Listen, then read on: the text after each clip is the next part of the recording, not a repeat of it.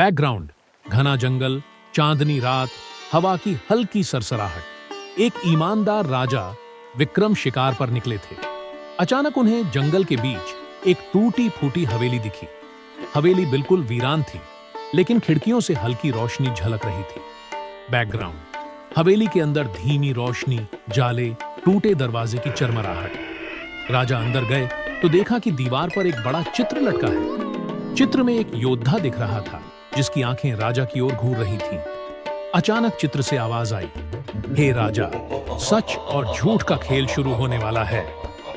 Background, हवेली का hall, चित्र के पीछे दीवार हिलती है। चित्र के पीछे की दीवार अचानक खुल गई और एक गुप्त द्वार दिखाई दिया।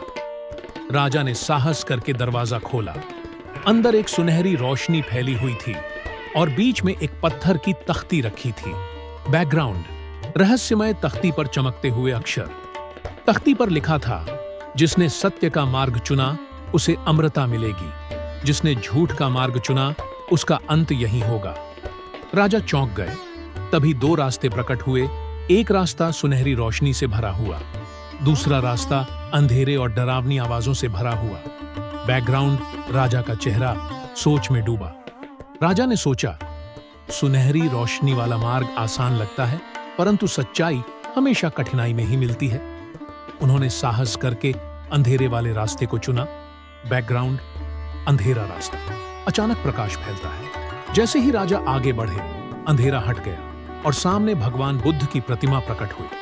प्रतिमा से आवाज आई, राजन, तुमने सत्य और साहस चुना। यही असली अमरता है, सदाचार और ईमानदारी से जीना। बैकग्राउंड, हवेली धीरे धीरे गायब होती है। राजा बाहर खड़े हैं। राजा विक्रम समझ गए कि जीवन का असली खजाना सोना चांदी नहीं, बल्कि सत्य और धर्म का मार्ग है। वे मुस्कुराए और अपने राज्य लौट आए और उसी दिन से प्रजा को यही शिक्षा देने लगे। सच्चाई का रास्ता कठिन जरूर है, लेकिन वही जीवन को उजाला देता है। नैतिक शिक्षा, मॉरल ऑफ द स्टोरी, झूठ भले आसान लगे, लेकिन सच्चाई ही हमें असली शांति और सम्मान दिलाती है।